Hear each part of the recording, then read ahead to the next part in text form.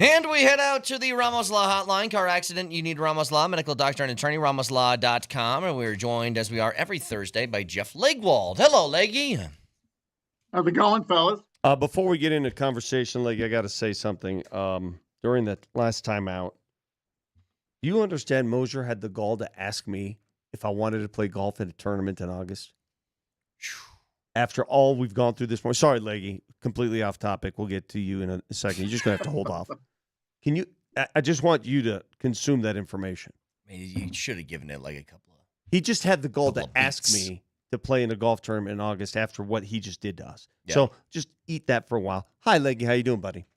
I'm good. Leggy, one thing I wanted to ask you just kind of out of the gates. I know that J.K. Dobbins, he was in for a visit. I don't see any downside to adding him to the roster. What do you think the holdup with him, though, is more money?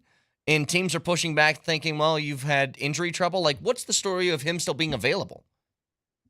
Well, usually it's just what you said. If a free agent's available at this point, he and his reps aren't willing to come off their number when no team has reached their number, or they'd be signed. Or, and sometimes a guy figures, I want the best money for the best team I can get. Like, maybe J.K. Dobbins could have got more money from somebody who isn't considered sort of in the playoff mix. And you don't want that at this point. But, I get it in some ways, but I see Javonte Williams in this player. So, to me, it's, you traded up to take a back in the draft, and now you're going to bring in a guy who essentially at this point in his career plays the same sort of way and is almost the exact same size as Javonte Williams. I mean, I think Dobbins is, 5'10", 215. I think Javonte's 5'10", 218, something like that. I mean, this is the same back, and he's had a torn ACL, a torn Achilles, and he missed 4 games last year with an MCL. So I get it. He's explosive at his best, and I'm sure that's what they see. And it tells me after a little bit of the rookie mini camp and the OTAs, they're still concerned about third down a little bit, at running back. They want the young guy to play there and hope he can. But this to me looks like you're looking for Javonte Williams after you let Javonte Williams go. So after Jeff Legwold completely torched Brett Kane's theory, so you wanted insurance. You just wanted insurance policy. Sure I did. I think that having depth in the backfield, especially from a veteran, which you don't have, it would be great. Leggy, what would that price tag be, you estimate? I'm not sure. I mean, you could look around. It's probably a one-year deal, a 2-year deal, something short. And the guy gets back in the market. I think if you're Dobbins, to come back from the 2 injuries, he missed all but 1 game in 2023. He missed all of the 2021 season. So I'm sure at this point, he wants as good a situation as he can get because he knows. I mean, again, he missed 4 games last year after he had 2 really good games to open the year. And then after that, I think it was a bit of a, he wasn't nearly as good. He had a very good game against the Broncos, and I'm sure that had a little bit to do with the visit. Sure. He looked really good against the Broncos last year. So, but I think this is an indication the head coach really likes this team, and they want as much veteran insurance or insurance all over the place as they can get because he feels really good about this team and he doesn't want to get caught shorthanded if they can avoid it. I'm tired of glazing you, but I can't help it again. A good article on Bo Nix. And what I found to be interesting, Jeff, we're not talking football. We're talking about Bo Nix, the guy. Right? The leader, the off-the-field kind of stuff, and maybe on the field a little bit, but it was really good at getting all those different perspectives. You think that's why, again, when Sean Payton looks at his quarterback, that he feels so secure? When you see these former teammates and these other people really glow about Bo Nix, the person, How much does that help with Sean Payton's confidence in this guy to be his guy for the next decade? Moj, I think any coach wants to see, no matter what position you coach, you want to see guys who can handle their business, or you think can handle their business. And I've believed since Bo Nix walked in, whatever he has to work on as a football player, and like any player, there's a lot there he's got to work on and get better at, and all of those things. But the one thing he does as good as any young player I've ever seen is self-awareness. He's got a better self-awareness about where he is as a player, what he needs to do, what he wants to do. I think he has a better self-awareness than almost everybody else about him in the building.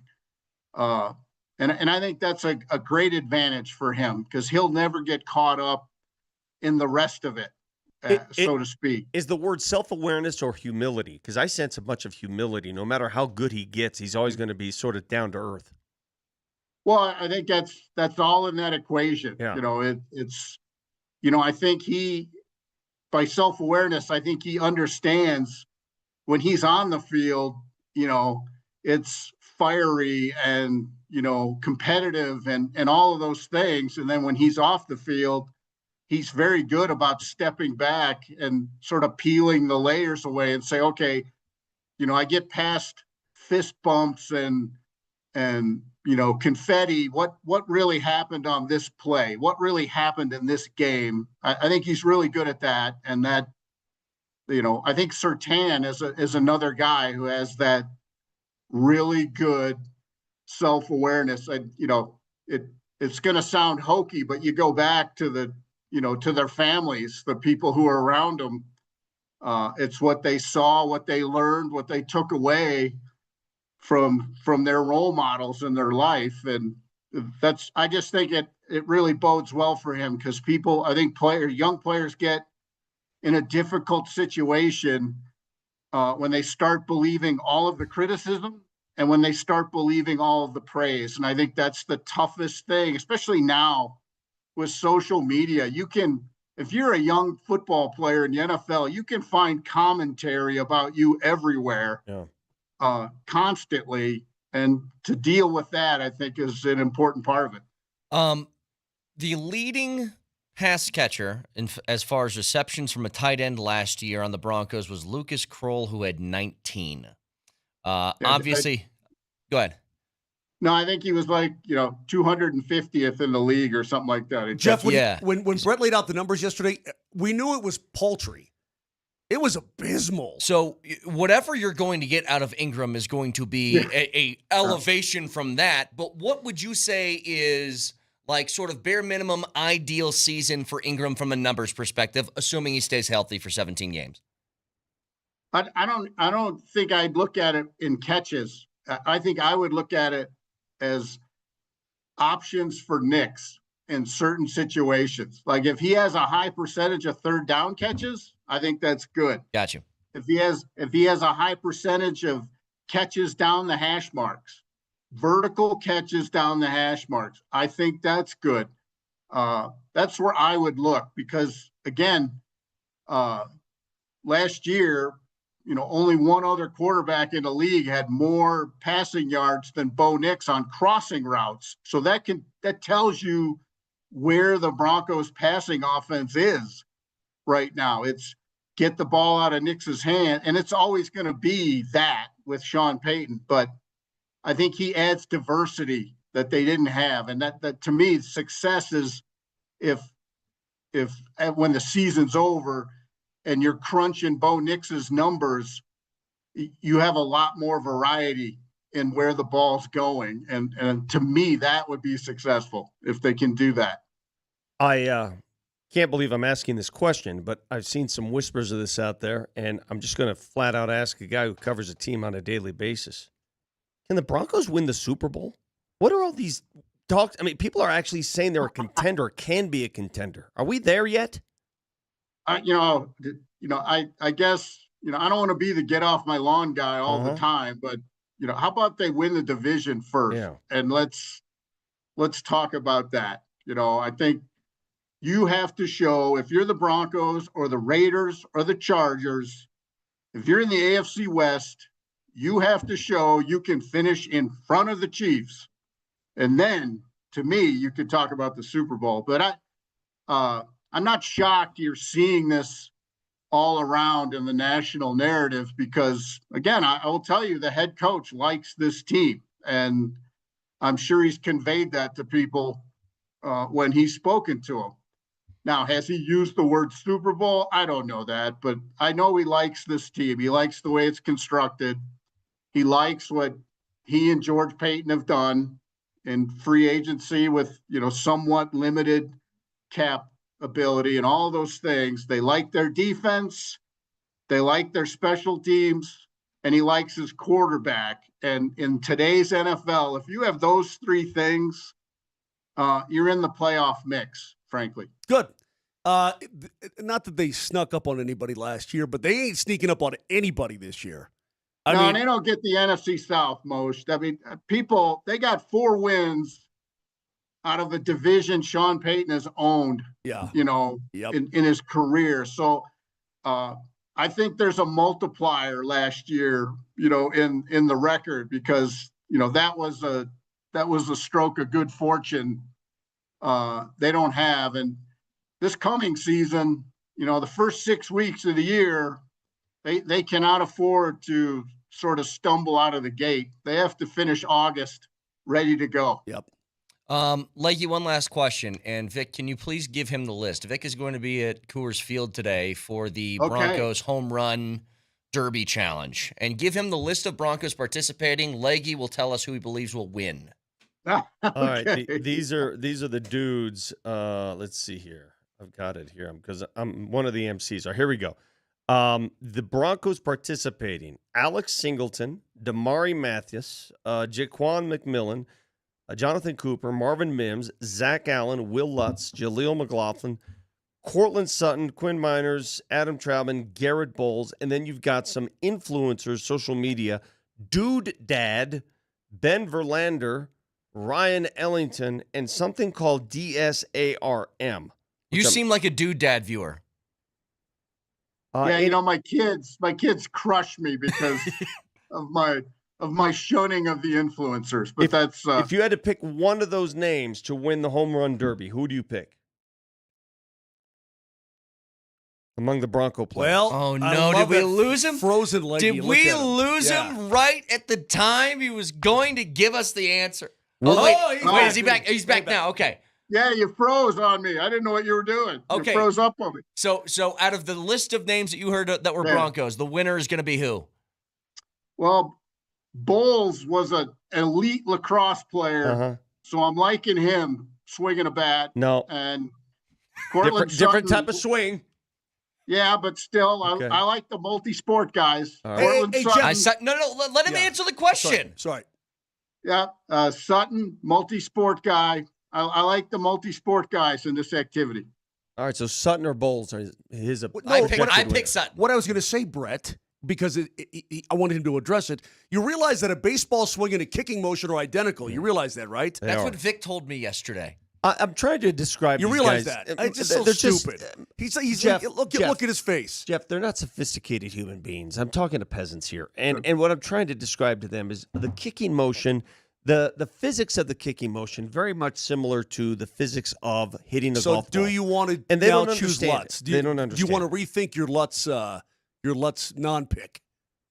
Well, I can see Vic struggle with getting you guys to have nuance. I guess I go there, but no, I'm sticking with my multi-sport guys. Yeah, and it's a great answer. Athletes. How do you athletes? Bowles wasn't just a good lacrosse player. Bowles was like big time.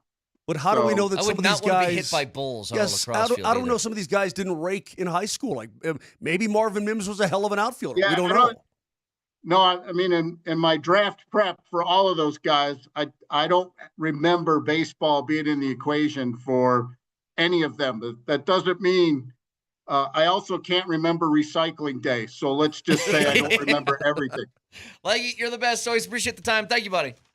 See you, fellas. Jeff Hey, bud. Legwold, ESPN.com. All Conversations with Leggy are brought to you by the International Brotherhood of Electrical Workers, IBEW Local 68. Start with a job, end with a career. I really liked his article with Nix. Yeah. Some good stuff from Bo Nix, but good stuff from other people about him, including a guy that played with him at Oregon, Tez Johnson, talking about adopted family and all this. It's a pretty damn good article. I really Read it. thought about, by the way, Vic, I actually took time yesterday, not too much, maybe 4 or 5 minutes, trying to think of how a kicking motion is the same thing as a baseball You swing. guys can't figure it out, but anyway, You start square to the ball, and you end up on your front foot. In baseball, you need to keep your weight on your back foot. part of the and script launch. here. It says here I'm supposed to be interviewing these Hey, you weren't guys supposed to go forward at all. You stay back after here they the whole hit, way. and I'm supposed to ask them questions like who has the worst swing so far. You know, I'm sort of razz them a little bit. That should be fun. Who, Go up to a who guy, else is emceeing with you? Reed Saunders, the voice of the Rockies there at the games. He's doing it too. So we're going to go through the list as these guys are hitting, and my job apparently is to poke fun at them as they're swinging. Sounds like That's Oh, you're right. going to be like, what are those guys at the golf tournaments, the time. bros that do the heckling on the tee boxes? What's their name? You know what I'm talking about? yeah, yep. Jackass. No, it's No. it's- There's professional hecklers. Yes. What You is can their hire name? them. You can hire them for your tournament. I've done a tournament with the hecklers. Gave her right With those back to them. guys? Yeah, well, I don't know if it's those guys, but they But had same professional concept. hecklers. Yeah. Wearing like clown outfits and whatnot. You know, Right. they're wearing whatever. Anyway, all guests join us on the Ramos Law Hotline. Car accident, you need Ramos Law, medical doctor and attorney, ramoslaw.com. Back after this.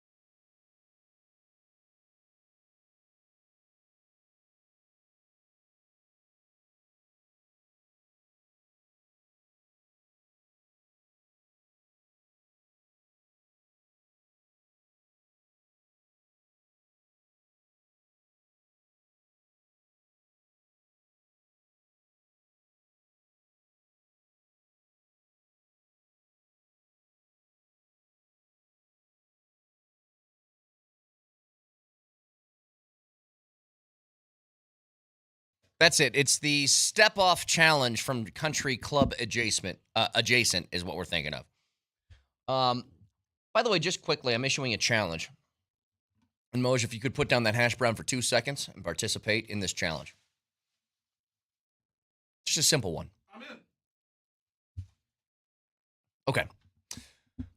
Can you guys give me, no peeking, no looking, can you guys give me, in order, the top 5 receivers last year for the Broncos by receptions? Cortland Sutton. Number 1. Number 2 would be Holding. Is it Vele? Mims. No. Holding. Hold, please. Hold, please. Holding. Are they still on the roster? No. Aha. Little Jordan Humphrey. No. Holding, please. Javonte Williams, number 2. Javonte Williams was number 2. Yeah. So number 3 is, names you've said before already. Vele. Marvin Mims. Devon Vele was number 3. Okay. Who was number 4? Marvin Mims. Marvin Mims was number 4. Number 5? Little Jordan Humphrey. Little Jordan Humphrey. Now, So 2 of the top 5 are gone. Yeah. no, but here's the bigger thing. The catches were 81 for Cortland Sutton. That's a good year. 52 for Javonte, quite a bit out of the backfield. Yep. And then it was 41 for Vele. And then 39 for Mims. And 31 for Humphrey. Not a lot of catches being spread around. So when Legwold was talking about giving more options in the offense to Bo Nix, I think that's it. What I do think is interesting, though, is do you know where Marvin Mims was on the list as far as targets? He was 5th. He was behind Troy Franklin. Franklin had 53 balls thrown his way. Mims had 52. Can I juxtapose that against the Bengals? Sure. How many targets for Cortland? Targets? Yeah. Cortland Sutton had 135. Quite a bit. Jamar Chase had 175. Yep. And he had 127 catches. Yeah. T. Higgins had 109 targets. He had 73 catches. The tight end Gesicki, 83 targets, 65 catches. They're prolific. They threw the ball around a little bit. Running back Chase Brown had 65 targets, 54 catches. Yeah. Yeah, they throw the ball more. Well, I don't think understood. they threw it more. Well, they How many attempts did Joe Burrow have? Joe Burrow's total attempts were 652. 567 for Bo Nix. So the answer is they throw the ball They more. did throw a lot more, yes. Not a lot more. Yeah. 70 times more. So what's your point? I just think that as far as weapons for Bo Nix and where Evan Ingram fits in all of this, because notice I didn't say anything about tight ends. No. You would have to get past Jaleel McLaughlin to get to your first tight end, Lucas Kroll. Is that just giving you options within the offense and big bodies that are, I guess, are reliable. I think reliability was the problem last year. Cortland was, and then it was really nobody else, right? The fact that it took a long time to get to the second leading receiver was, Vele, he was good for a rookie, but Vele being your number 2, I think, was not an ideal thing last year as far as the pass game. So, anyway, moving on from that, we have game 1 tonight of the NBA Finals. And I think we're all rooting for the Pacers. When's the last time you've seen a team that's a 10-point favorite heading into game 1 of a finals? Wow. That's what Oklahoma City is. 10 point. I'm trying to think what the Nuggets and Miami were. And remember, the Nuggets were a 1 seed. Miami was an 8 seed that year. Remember that? Were they not an 8 seed? They were. I still don't know if it was that much. I'll go back and see if I don't can think find at any point the Nuggets were double-digit favorites in any game. Maybe I'm wrong. So it's gone. First game they were 8.5. They were Okay. 8.5 in game 1. You're telling me it's gone up to what do you have it at? 10. 10. Okay, it was 9.5 where I saw it, but same thing. Yeah. Got a little hook where your head is. A little hook. The only way the Pacers have a chance in this series, the only way is if they just light it up and can't miss and get into. There's just no way they have enough enough to beat Oklahoma City. I don't see it. Tell me I'm wrong. Somebody educate me. Tell me I'm wrong somewhere. I mean, where do they have the advantage? They don't have an advantage in anywhere. OKC has more depth. They've got the better guards. Like, I don't even They've know. got the better front court. Sometimes you could say for a team that's that big of an underdog, like maybe they'll be looser because they have nothing to lose or whatever. Oklahoma City doesn't strike me as like tense right now either. The Pacers have ways of making things magic, right? They do things that are crazy, and no lead is safe against the Pacers. Yeah. But, yeah, I mean, they got the I'm telling you, Oklahoma bigger City front court. They've got kind of everything. This is going to hurt. This is going to leave a wound when I say this. It's going to hurt you. All right. Oklahoma City won the NBA title when it learned how to win close games against Denver. Mm-hmm. Those games 4 and 5 is when Oklahoma City matured enough to win the NBA title. And the lesson they learned in that series, and those games in particular, to win the close games is going to do them good in this series and in any other series. And that's what scares me about OKC. They're not going anywhere next year, boys. Right. That team's returning intact. Yep. They just, I think you're so right about that. I think the series with the Nuggets is what propelled them to whatever version of this. I mean, think that they about have. it. Think about it. They're down 2-1, game 4. I witnessed that right front. I mean, I was right next to the Nuggets huddle. 2-1. Entering the fourth quarter of that game, remember how crazy that game started? Oklahoma City was down by 8. They were down. They were down early in the fourth. That game could have spelled the end of their. They lose that game. They're down 3-1. It's essentially over. Yeah. You saw a team, as you just talked about, Brett. I'll reiterate it. You saw a team mature before your very eyes. And a team that said, we can do this. You also saw a Denver Nuggets team, again, that when we look back on it, we'll say, dang, they gave them everything they wanted. They're the only team that gave them everything they wanted. Well, I think that's going to stay true after this, too. That by the time this series ends, you're going to say that the Nuggets gave them their best shot, which doesn't do much for me. I'm like, yeah, whatever. Cool, fine. But they're just, Vic said it, they don't have a weakness. It's a really unique situation. It feels a lot like when that Avs team won the Cup. And it's like just everything came together at the right time where all these contracts matched up and you were able to fill out your roster, like huge depth, all that different stuff. Yeah, but the difference is after the Avs won the Cup, they had to make some tough decisions. Yeah. OKC does not. Right. Not only do they have guys coming back, do you know how many first-round picks they have at their disposal just to experiment and do what they want? But they will have problems when everybody needs to get paid. They will have problems then. That's But not not anytime now. soon. That's correct. Not now. They have Nikola Topic, who was their first-round pick a year ago. Yeah, too many. I don't like that. Isn't there a Jovic as well? Are they going to have to just offload first-round picks for nothing, essentially? Bro, they have an two apiece. embarrassment of riches. They have two apiece, I think, the next 3 or 4 years. And it's like they don't have the roster room for that. They own a Nuggets first-round pick. Give it back. Hey! Give it back. You don't need it. Like, seriously, they can't even trade their assets for other things because they don't have, like, open roster spots, really. Vic, are you telling me the Nuggets' next first-round pick is 2031? Is that what you're telling me? That's the next pick they can trade. Next pick they can trade. Yeah. Copy. Hey, did you guys hear Draymond, by the way?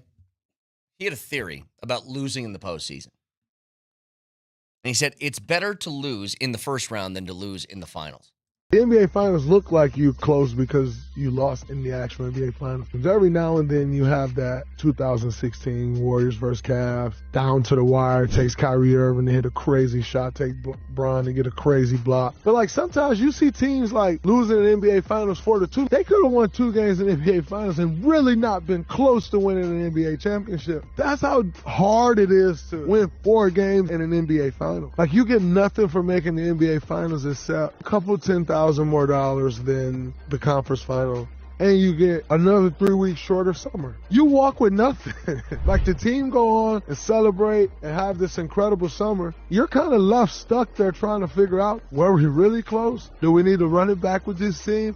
What's the tweak we need to make? only some GMs are smart enough to figure out, like, yeah, we were there, but we really weren't there. Yeah, making it to the finals is great. But if you don't win it, it's almost worse. Like, you might as well have lost in the first round. Sounds interesting because I remember a team that made it to the NBA Finals just last year, and they ripped the team apart. Mm-hmm. Dallas.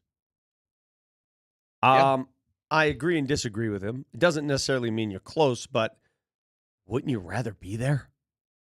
Wouldn't you rather? Here's the thing. His perspective is different because their team has won a bunch of championships. He's got a stable roster spot there, along with Steph. They can afford to lose in the first round, and people go like this, whatever. Coach ain't getting fired. You aren't changing the core of the team. Yeah. We trust this. If you're somebody else, that's not the case. But to his point, we talk about the fatigue of trying to get through a championship run and how much that takes a toll on you mentally and physically, and you get a shorter offseason, all that different stuff, right? Like Moj, we said after the Avs, especially with how short their offseason was after the Cup, like that took a toll on a lot of people the following year. Certainly did. If you're going to lose, from his perspective, he's like, I'd rather just get out in the first round, have more time to heal up, get some rest, get some relaxation, and then whatever. As a fan, I don't want that. It was the shortest offseason in history of the league. I don't want that as a fan. Well, no, as a fan, you want to go as far as you can possibly go. I think if you're a guy who's been there, done that like Draymond, you got to have perspective. He's been there, done that. He has rings. Yeah, he'd rather just, look, if we're not going to win the whole damn thing, knock me out in the first round so I can go to Cancun or wherever it is he goes and does and, do more podcasts and whatever it is Draymond does with his free time. He's already been there, done that. So he's got a different perspective. It's part of the reason why, I give such respect to Edmonton for making it back to the final after losing in the Cup final last year. How many teams do that, by the way? Off the top of your head, how many teams, at least recently, lost in the championship round, whether it's the NBA Finals, Stanley Cup Finals, Super Bowl, whatever, World Series, and then the losing team made it back the following season? That's hard. Yeah, it's very hard. The road to the finals, too, I'm going to say something that's going to sound stupid, but it's the truth. The Nuggets, when they won their NBA championship, they were more dominant than OKC has been this year on the way to an NBA championship. During the playoffs. Yeah, more dominant. The Denver Nuggets, when they won their NBA title, never trailed in a series. Nope.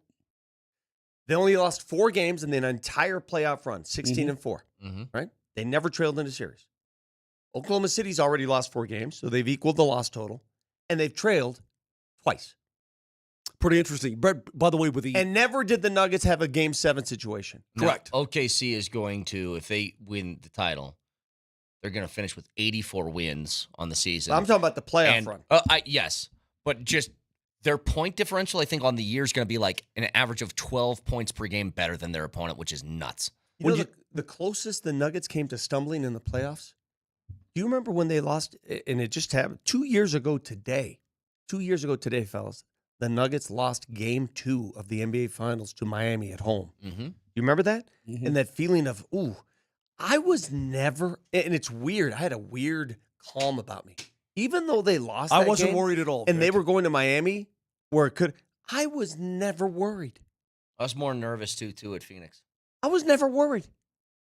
You talk about teams going back after they lose. Remember that Florida was in the Stanley Cup final and lost to Vegas 2 years ago. Mm-hmm. They went back and they won it last year. Now they're obviously back again for the 3rd straight year. Edmonton lost to Florida last year. Now they're back. Will they win it? They had an impressive win last night, man. Coming back from 3-1 down. And that the whole key of that whole game, Vic, you mentioned it at the beginning of the show. When Florida goes up 3-1, you get it right back. Yeah.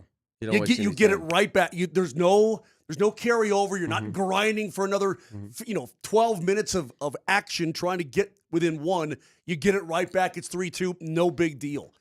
And then you pour it on in the 3rd period. You got the Ekholm goal. I actually thought Bobrovsky played pretty well. You get the Ekholm goal. Tie it. And then you get a break in overtime. And that's what winning now is all about. Hey, man, if a team's going to give you any sort of a break, you must kick that door wide open, and that's exactly what the Oilers did. That was a sweet dish by McDavid. Great dish. Well, and see, part of the deal, too, if you go back